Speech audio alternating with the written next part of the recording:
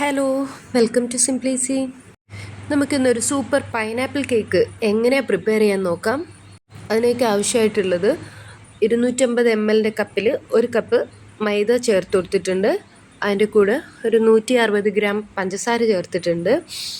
അതിനൊപ്പം തന്നെ 1 teaspoon baking powder, പിന്നെ മധുരമൊക്കെ ഒന്ന് ബാലൻസ് ചെയ്യാൻ വേണ്ടിയിട്ട് 1/4 ടീസ്പൂൺ ഉപ്പും കൂടി ചേർത്തിട്ടുണ്ട്. ഇതെല്ലാം കൂടി നമുക്ക് ഒരു സ്പൂണോ അല്ലെങ്കിൽ ഇതുപോലെ ഒരു വുഡൻ സ്പാച്ചുലയോ വെച്ചിട്ട് ഒന്ന് മിക്സ് ചെയ്ത് കൊടുക്കാം. ഇനി ഇതിലേക്ക് നമുക്ക് 3 മുട്ട ആവശ്യമുണ്ട്. 3 കോഴിമുട്ട ചേർത്ത് കൊടുക്കുന്നുണ്ട്. കൂടെ തന്നെ 1 ടീസ്പൂൺ അടുപ്പിച്ചിട്ട് വാനില എസൻസ് കൂടെ ചേർക്കുന്നുണ്ട്.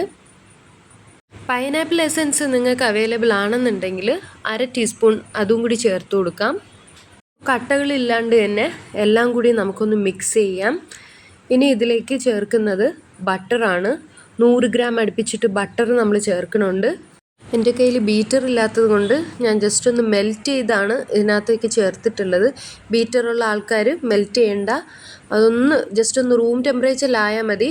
എന്നിട്ട് അത് ചേർത്തിട്ട് ബീറ്റർ ഇട്ടൊന്ന് ബീറ്റ് ചെയ്താൽ മതിയാവും. ഇതുപോലൊരു സിൽക്കി ടെക്സ്ചറിൽ നമുക്ക് കിട്ടും ബട്ടർ ചേർത്തതുകൊണ്ട്. പിന്നെ ഇതിലേക്ക് ചേർക്കുന്നത് ചോപ്പ് ചെയ്ത് വെച്ചേക്കുന്ന, അതായത് ചെറുതായിട്ടൊന്ന് അരിഞ്ഞു വെച്ചേക്കുന്ന പൈനാപ്പിളാണ്. ഒരു 100 ഗ്രാമോളം പൈനാപ്പിൾ മതിയാവും. എന്നിട്ട് അതും ഇതുപോലെ ചേർത്തിട്ട് നന്നായിട്ടൊന്ന് മിക്സ് ചെയ്ത് കൊടുക്കാം. കൂട്ട് ബട്ടറൊക്കെ തേച്ച് വെച്ചേക്കുന്ന ടിന്നിലേക്ക് നമുക്ക് ചേർത്ത് കൊടുക്കാം.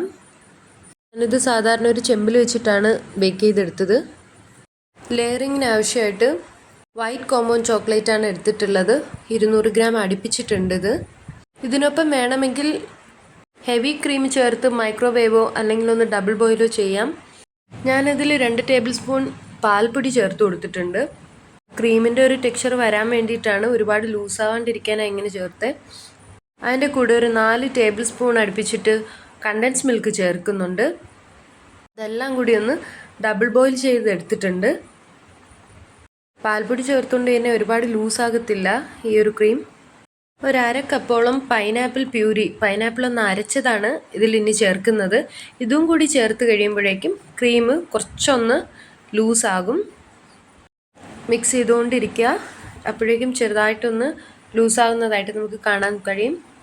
ഒന്നുകിൽ കേക്ക് ബേക്ക് ചെയ്ത് കഴിയുമ്പം ഇങ്ങനെ ചേർക്കാം, പക്ഷെ ഞാനിത് കുറച്ച് നേരം ഫ്രിഡ്ജിൽ വെച്ചിട്ടുണ്ടായിരുന്നു. ഇനി ഒരു ഇച്ചിരി കൂടി ടൈറ്റ് ആകണമെന്ന് തോന്നിയത് കൊണ്ട് മാത്രം കുറച്ച് നേരം കൂടി ഞാൻ ഫ്രിഡ്ജിൽ വെച്ചിരുന്നു, ഒരു 10-15 മിനിറ്റോളം. അപ്പോൾ ഈ ഒരു ടെക്സ്ചറിലാണ് എനിക്ക് തിരിച്ച് കിട്ടിയിരിക്കുന്നത്. അപ്പോൾ കേക്കും റെഡി ആയിട്ടുണ്ടായിരുന്നു. അപ്പോൾ ഇനി ക്രീം ഫില്ല് ചെയ്യാം. ലൈറ്റായിട്ടൊന്ന് കേക്ക് അടുക്കി പിടിച്ചു. ഞാൻ ബട്ടർ പേപ്പർ ഇട്ടിട്ടില്ലായിരുന്നു, അപ്പോൾ അതുകൊണ്ട് ജസ്റ്റ് ഒന്ന് ഇളക്കിയപ്പോൾ ഒന്ന് പൊട്ടിപ്പോയിട്ടുണ്ടായിരുന്നു. അതുകൊണ്ട് ഞാൻ ടിന്നിലാണ് തിരിച്ച് സെറ്റ് ചെയ്യാൻ വെച്ചത്. ഇതിൽ ചേർത്ത് കൊടുക്കുന്നത് പൈനാപ്പിൾ ജ്യൂസാണ്. നന്നായിട്ട് തന്നെ ആ ലെയർ നമുക്ക് സോക്ക് ചെയ്ത് കൊടുക്കാം. ഇനി നമുക്ക് ക്രീം ഫില്ല് ചെയ്ത് കൊടുക്കാം. അതിലേക്ക് ഫില്ല് ചെയ്ത് കഴിഞ്ഞിട്ട് അതിൻ്റെ മേലിലുള്ള ലെയറും വെച്ച് ഒന്നുകൂടി സോക്ക് ചെയ്ത് ബാക്കി ക്രീമും കൂടി നമുക്ക് ഫില്ല് ചെയ്യാം. ഫൈനലായിട്ട് വൈറ്റ് ചോക്ലേറ്റ് ഗ്രേറ്റ് ചെയ്തതാണ് ക്രീമിന് മേലേക്ക് ഇട്ട് കൊടുക്കുന്നത്. എന്നിട്ട് ഒരു നൈറ്റ് ഫുള്ള് ഞാനിത് ഫ്രിഡ്ജിൽ വെച്ചിട്ടുണ്ടായിരുന്നു. നമ്മൾ പൊതുവേ പറയത്തില്ലേ, ലുക്കിലൊന്നും അല്ല കാര്യമെന്ന്. സത്യമാണ്.